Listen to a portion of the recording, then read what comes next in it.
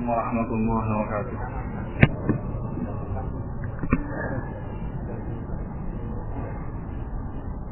Innal hamdalillah nahmaduhu ta'ala wa nasta'inuhu wa nastaghfiruh wa na'udzu billahi min shururi anfusina wa min sayyiati a'malina. May yahdihillahu fala mudilla lahu wa may yudlilhu fala hadiya lahu. Wa asyhadu an la ilaha illallah wahdahu la syarika lahu wa asyhadu anna Muhammadan abduhu wa rasuluh la nabiyya ba'da. Allahumma shalli alaihi wa ala alihi wa ashabihi wa man tabi'ahum bi ihsan wa sallim tasliman katsira. Amma ba'd. Insyaallah taala kita akan lanjutkan kajian kita dari kitab Bulughul Maram, yang mana kita sudah masuk ke bab al-ghusl wa hukm al-junub. Bab al-ghusl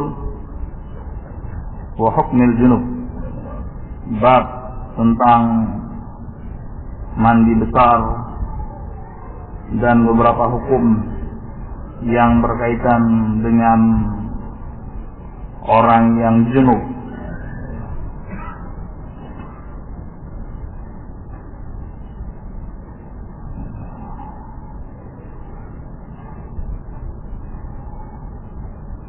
Allah Subhanahu wa taala berfirman dalam Al-Qur'an, landasannya surat Al-Maidah ayat yang ke-6. Di situ wa in potongannya wa in kuntum junuban fatahharu, dan apabila kalian sedang junub maka bersucilah. Ayat ini akan dijelaskan insyaallah secara detail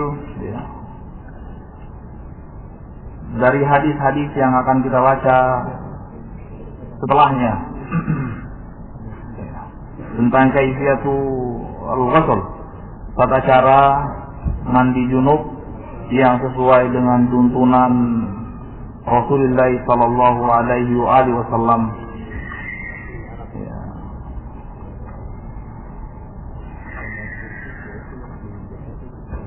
Hadis yang pertama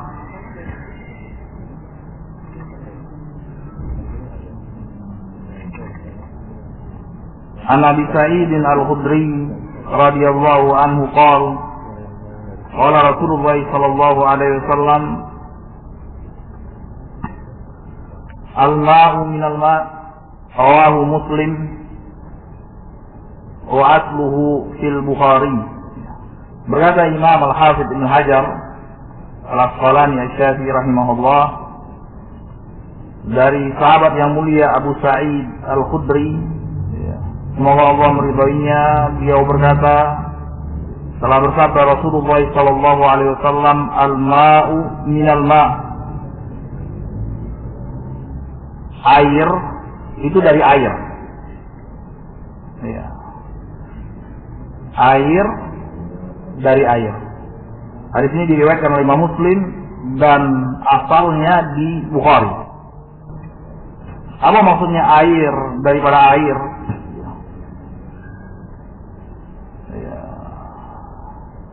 Jadi mandi janabah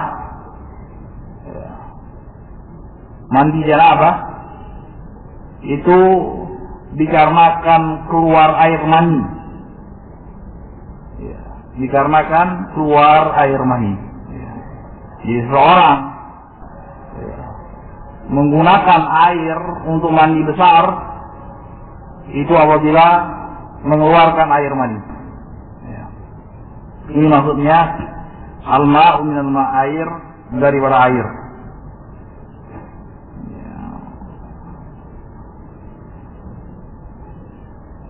Hadis ini nanti akan dijelaskan. Hadis ini akan dijelaskan bahwasanya mansuh sebagiannya, mansuh sebagiannya, diganti hukumnya dari sebagiannya. Karena seakan-akan kita pahami bahwasanya Kalau tidak keluar air mani, ya, maka seseorang tidak wajib mandi junub. Dan jangan yang seperti ini dipahami ya sekarang. Ya. Awal-awal disyariatkan seperti itu. Jadi seorang bersetubuh dengan istrinya, ya, melakukan hubungan suami istri, kalau belum inzal, belum keluar air mani, maka tidak perlu dia mandi besar. Ini awal-awal syariat, ya, diturunkan syariat. Kemudian syariat ini dihapus sebagiannya. Kalau dihapus sebagiannya, tetaplah memang keluar mani, ya, wajib mandi, ya. Karena sebagaimana nanti akan dibawakan hadisnya, yang penting sudah bertemu dengan dua khitan, jika taqal khitanani faqad wajib al-ghusl. Apabila sudah ketemu dua khitan, ya, ya, dua kelamin yang sudah dikhitan, maka wajib mandi. Ya, ini kinaya tentang jima. Ya. Ya. Artinya apa? Kalau kiranya ketemu dua khitan saja sudah diwajibkan mandi, apalagi kalau sampai keluar mani, apalagi sampai keluar mani.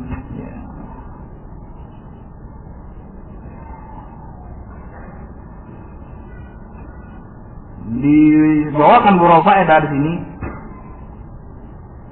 yang pertama,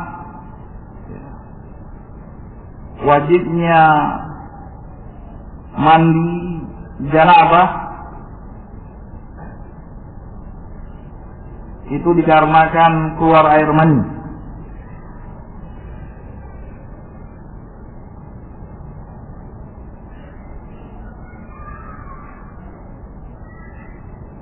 Tentunya dengan syahwat, di syahwat. Ya.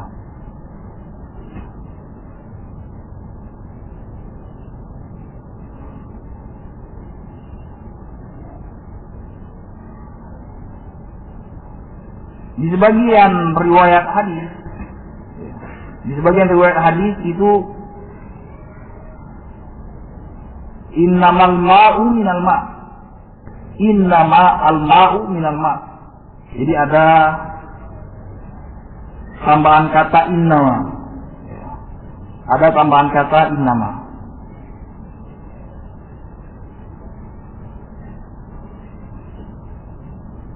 Ini sama seperti ya, la yakunul ma' illa minal ma'. Ya, dalam bahasa Arab namanya ada hasar, pembatasan. Ya. Pembatasan ya, seperti perkataan Rasulullah SAW, la nikaha illa biwali. Ya. Yang namanya nikah harus dibatasi dengan wali, tidak ada nikah tanpa wali. Ya. Sama seperti innaman nikah bil wali. Nikah itu harus dengan wali. Termasuk di sini. Jadi asalnya memang seperti kita sebutkan tadi, tidaklah seorang disyariatkan untuk mandi junub kecuali harus keluar mani. Ya. Tapi kita katakan bahwasanya sebagian hukumnya ini digantikan dengan hukum setelahnya. Ya. Dengan hukum setelahnya, namanya istilahnya nasikh wal mansukh. Syariat yang terdahulu dimansuh, kemudian didatangkan dengan syariat yang belakangan, diganti dengan syariat yang belakangan, namanya nasikh. Sebagaimana Rasulullah SAW bersabda, ya, "Kuntu nahaitukum an ziyaratil kubur fazuruha fa inna tudzakirukumul akhirah." Dulu aku melarang kalian untuk ziarah kubur, ya, maka sekarang ziarahilah, karena ziarah kubur itu mengingatkan pada kematian. Sebagian ulama mengatakan bahwa ini mansuh sebagian, ya, mansuh sebagian, khususnya dalam mazhab Hambali, mansuh digantikan syariatnya pada laki-laki. Adapun pada perempuan masih muhkam, masih tetap ada. Bagaimana Rasulullah SAW bersabda, la'anallahu zawaratul kubur. Sebagian riwayat, la'anallahu za'iratil kubur. Semoga Allah melaknat para perempuan-perempuan yang gemar berziarah kubur. Dalam sebagian riwayat, para perempuan-perempuan yang berziarah kubur. Ya. Ada lafadznya zawarat, ada lafadznya zairat. Sebagian ulama melemahkan riwayat yang zairat. Ya. Alhasil bahwasanya di dalam syariat Islam ada sebagian hukum yang tadinya tetap kemudian digantikan dengan hukum yang berikutnya. Dan ini adalah haknya Allah Subhanahu wa taala. Allah berhak untuk menggantikan syariat sekehendak Allah Subhanahu wa taala sesuai dengan hikmahnya. Sesuai dengan hikmah, keadilan dan rahmatnya Allah Subhanahu wa taala atas manusia, ya, dan jin, ya.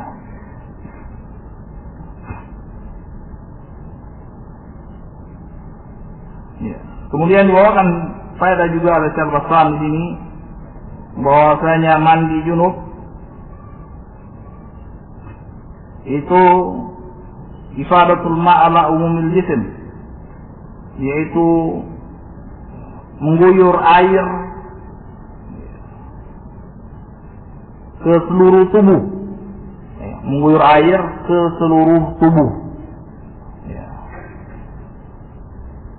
Iya.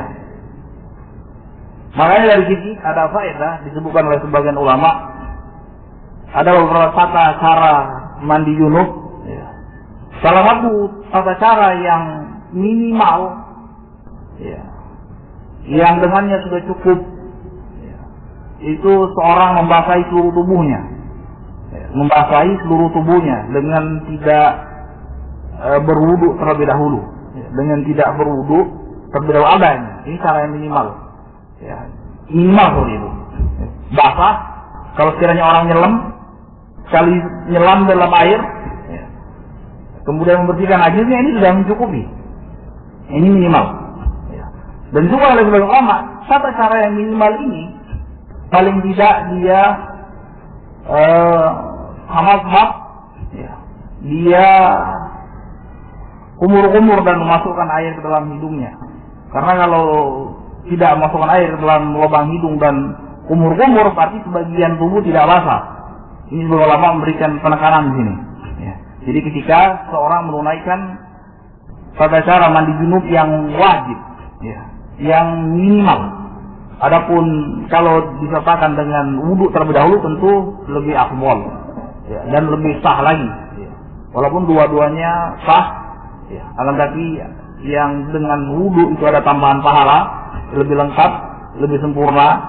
Adapun minimal dengan membasahi seluruh tubuh dan plus ditambah dengan tamadmadah dengan istinsyak, ya, yaitu kumur-kumur dan memasukkan air ke rongga hidung. Kemudian juga yang perlu diketahui bahwasanya ulama sepakat tentang disyariatkannya menggosok badan. Ya. Apa artinya sepakat? Ya, terlepas dari hukum apakah dia wajib atau mustahab. Ini sepakat. Ya. Sepakat para ulama tentang disyariatkannya, dianjurkannya seorang untuk menggosok badan ketika mandi junub. Hanya saja mereka berbeda pendapat apakah hukumnya sampai wajib atau tidak. Ini yang jelas ulama sepakat tentang disyariatkannya menggosok badan, ya, ketika mandi junub. Dan ini merupakan kebiasaan, ya. Apalagi daerah-daerah yang tropis atau subtropis, ya, itu nggak segar kalau nggak digosok badannya. Ya. Dakinya semakin ampuh saja kalau tidak digosok. Iya bukan? Ya, makanya ulama sepakat tentang disyariatkannya untuk menggosok tubuh ketika mandi junub. Ya. Mungkin daerah-daerah yang beriklim dingin sekali, ya. Mungkin apa namanya itu? Yang ada 4 musim, ada musim salju, ya, winter, itu ya Allah yafat, artinya mungkin tidak terlalu berpengaruh kalau menggosok karena tidak berkeringat, seorang tidak berkeringat, ya. Tapi yang rajih pendapat jumhur bahwasanya digosok itu tidak sampai wajib, hanya saja mustahab, ya. Sunnah.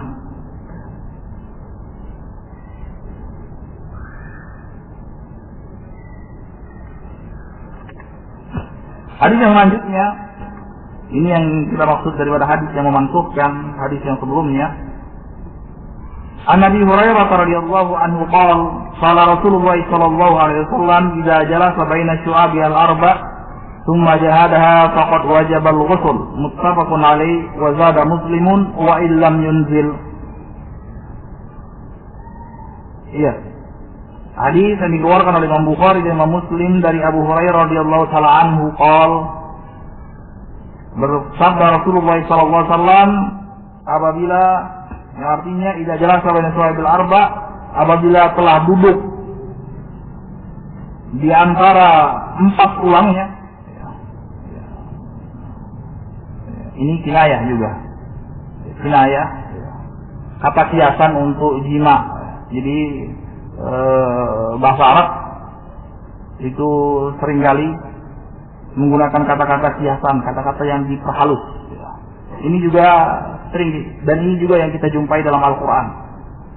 Di dalam Al-Quran dari awal surah Al-Baqarah sampai juz-juz yang terakhir itu jima dikasih kinayah, dikasih kata kiasan yang halus. Allah SWT sebutkan dalam Al-Quran di dalam surah Al-Baqarah, yas'alunaka 'anil mahid qul huwa adza. Qul huwa adza. Mereka bertanya kepadamu wahai Rasulullah tentang haid. Haid itu adza, kotoran. Hukumnya wala taqrabuhunna hatta yathhun. Jangan kalian dekati istri-istri kalian sampai mereka itu suci. Apa maksudnya mendekati? Jima maksudnya. Bukan mendekati artinya minimal 1 meter jaraknya, bukan. Tapi jangan dekati mereka sampai mereka itu suci. Iya. Kemudian Allah Subhanahu wa taala juga sebutkan dalam Al-Qur'an tentang seorang yang membihar istrinya, yang mentalak istrinya tapi dengan lafaz bihar, lafaz jahiliyah. Jadi orang-orang jahiliyah dulu kalau ingin mencerai istrinya enggak dikatakan kamu saya cerai, kamu anti talik. Tapi dia katakan anti alayya ka dhahri ummi.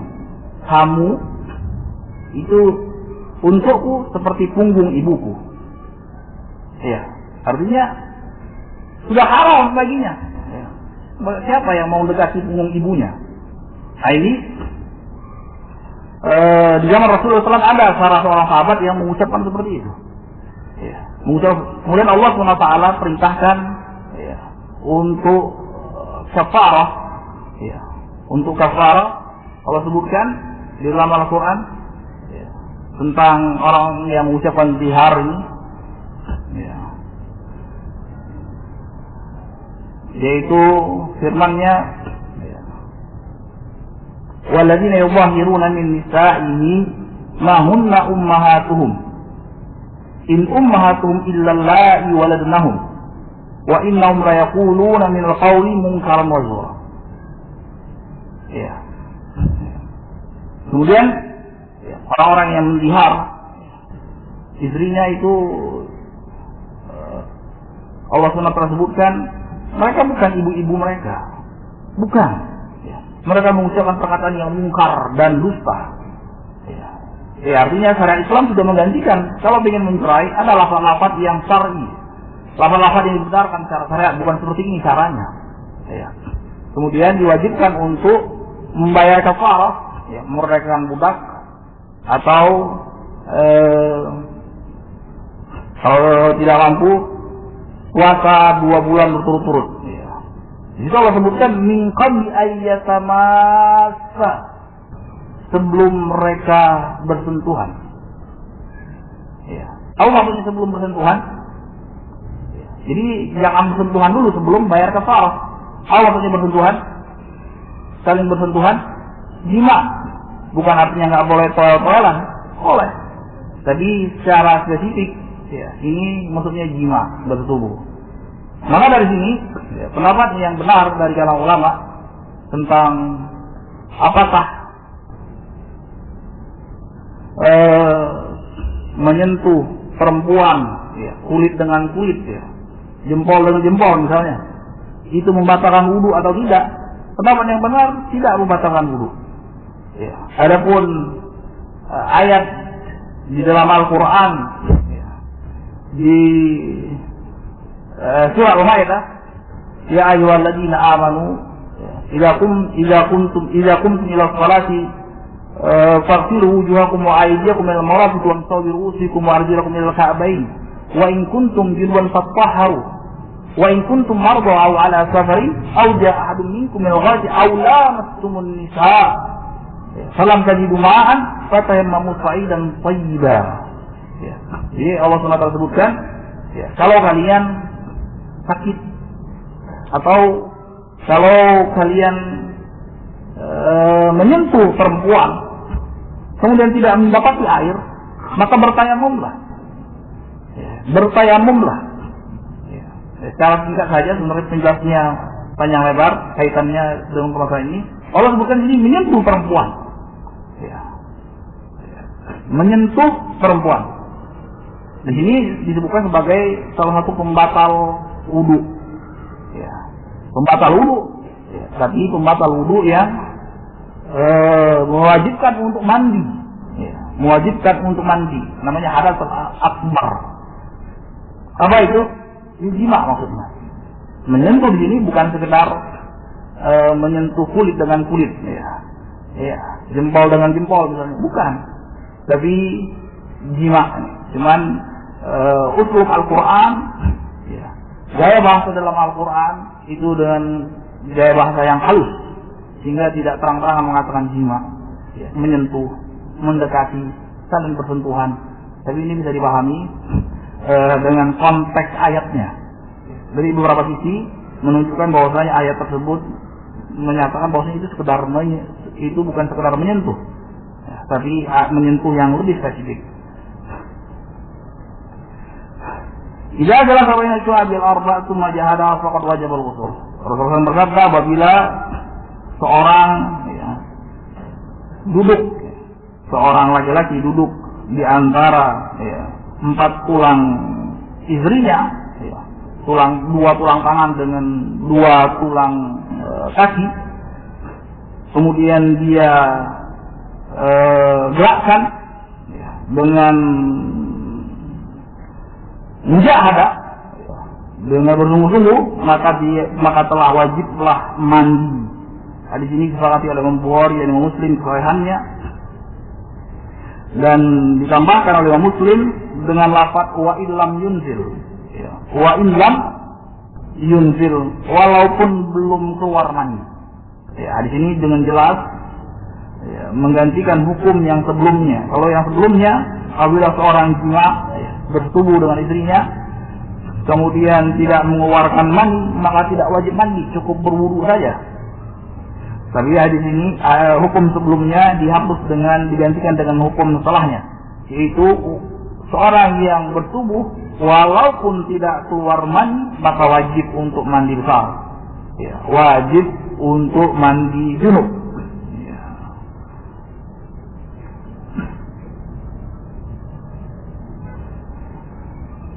Kemudian hadis yang selanjutnya,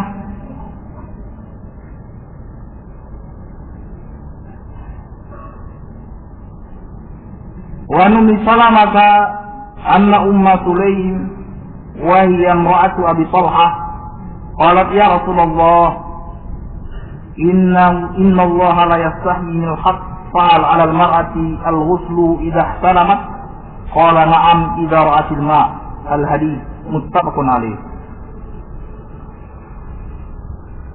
Dari sahabat yang mulia Ummul Mukminin Ummu Salamah, semoga Allah meridainya, bahwasanya Ummu Sulaim istrinya Abu Talha bertanya kepada Rasulullah SAW, ya Rasulullah, inna Allah la yastahi min al-haq, sesungguhnya Allah tidak malu dari perkara al-haq, tentang ilmu dan kebenaran. Maka apakah perempuan wajib mandi kalau dia mimpi bertubuh, ya. Ya. Mimpi basah. Ya. Qala na'am. Iya, kata Rasulullah SAW. Idza ra'atil ma', kalau dia melihat air. Artinya kalau sampai basah. Ya. Kalau tidak basah walaupun mimpi bertubuh, ya, maka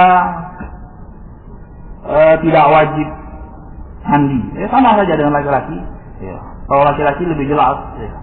Basahnya bukan basah karena kencing, bukan. Ya. Bukan juga karena mani. Ya. Tadi karena mani. Jadi cairan yang keluar dari laki-laki, ya, itu ada air kencing, sudah tahu kita. Ada mani, ya. Ada wadi, ya. Ada mani, ya. Dan kadang-kadang ada darah, iya. Kadang-kadang ada nanah, itu lain lagi, iya. Yang diwajibkan untuk mandi itu mani, keluar mani, ya. Mani, ya, cairan putih kental dan berbau menyengat, ya. Dan dari sanalah asal muasalnya manusia, ya. Ada wadi itu jarang, itu biasanya keluar, ya. Kalau mani itu suci, kalau wadi itu cairan yang putih keruh tapi tidak kental dan tidak berbau, biasanya disebutkan oleh ulama akibat kerja keras, ya, kerja keras, angkat barang atau akibat safar, perjalanan yang jauh, ya. Kemudian biasanya dia keluar setelah di akhir-akhir kencing, ya. Dia najis juga, tapi tidak wajib mandi. Ada mandi cairan kental putih bening, tidak berbau, ya. Tidak wajib mandi, cukup tapi dia najis, ya, dibersihkan dan seorang bisa berwudu. Ini, ya. Demikian juga perempuan di sini kalau dia melihat air, walaupun sebagian orang-orang kedokteran modern mengatakan bahwasanya perempuan itu tidak seperti laki-laki ketika mereka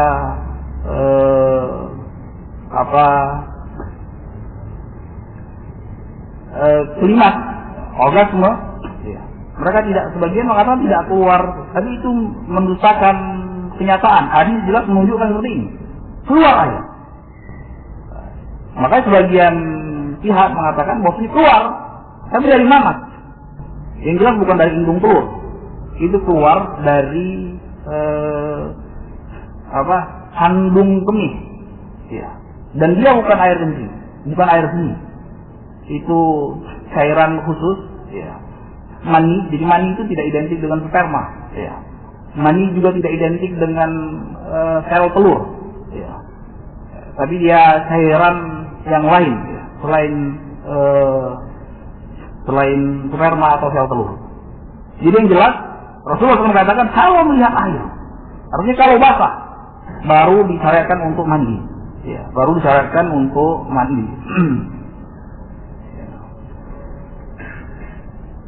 Ya, kita jawab beberapa pertanyaan.